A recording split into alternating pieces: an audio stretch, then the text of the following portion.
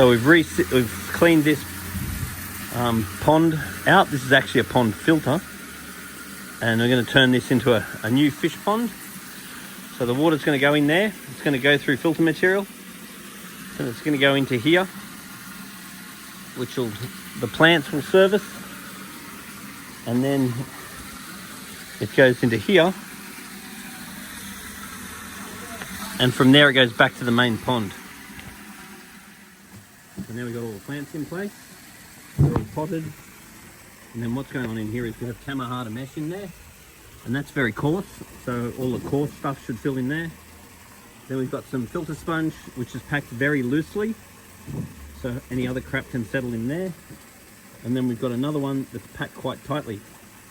Now, when we're cleaning these, what we'd want to be doing is taking the Kamahata mash out and hosing it, because we'll call that mechanical media. Then this one is sort of semi-biological. So what I'd do with this one is I'd pull the top layers out, and if they're relatively clean, I'd clean them in water removed from the pond or even rainwater, not tap water. And then further down, I would only clean the sponges if they were quite dirty. And once again, if possible, you're trying not to hose them out. You're trying to clean them in water without chlorine in it, because we don't want to cool off the bacteria.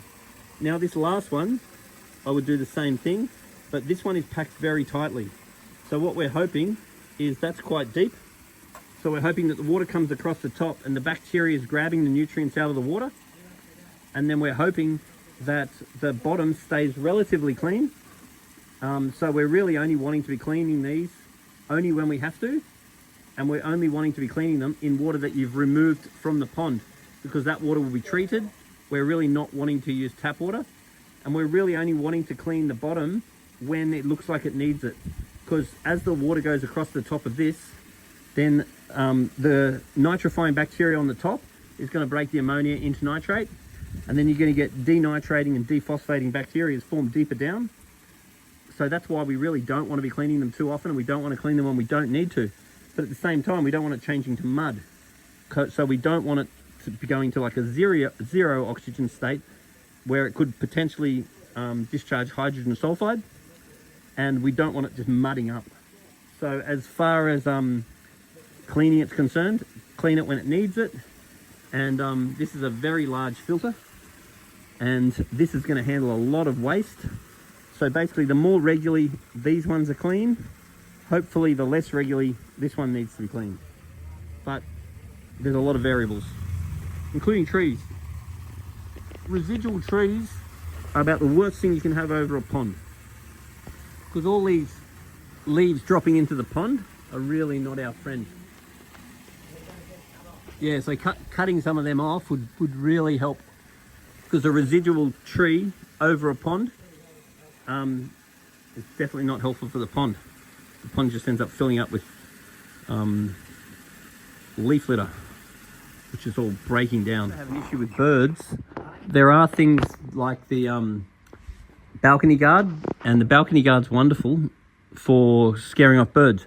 But if you've got a beautiful backyard like this and you actually enjoy your birds, you probably don't want a balcony guard, because a balcony guard might scare away some of your birds that you actually want. So what you could actually do is just get a sinker, get a fishing line and a sinker, and chuck a few of those across. That way when the bird goes down to get the fish, he hits the fishing line, freaks him out, and usually stops him from doing it. I often get feedback that works. Nothing works every time. A big time leak. It was a waste of a huge amount of work. So there is no water in here. There is water in here. It's leaking. With the water backfill ball. Big time here, and it's leaking a little bit here.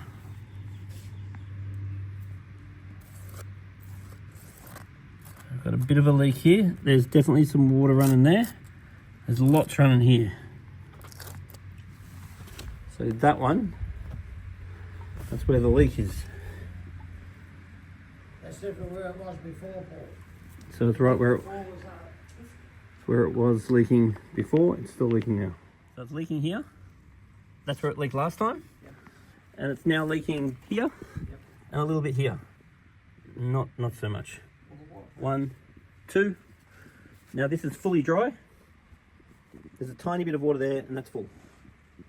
So the only way that that's happened, that all looks fully waterproofed, is if the waterproofing didn't work.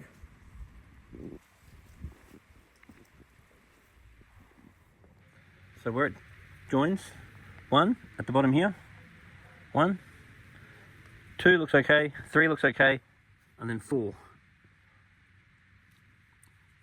So if you want to find them, the first one from the corner, 1, 2, 3, and leaking on 4. So it's leaking on 1, and it's leaking on 4 that I can see.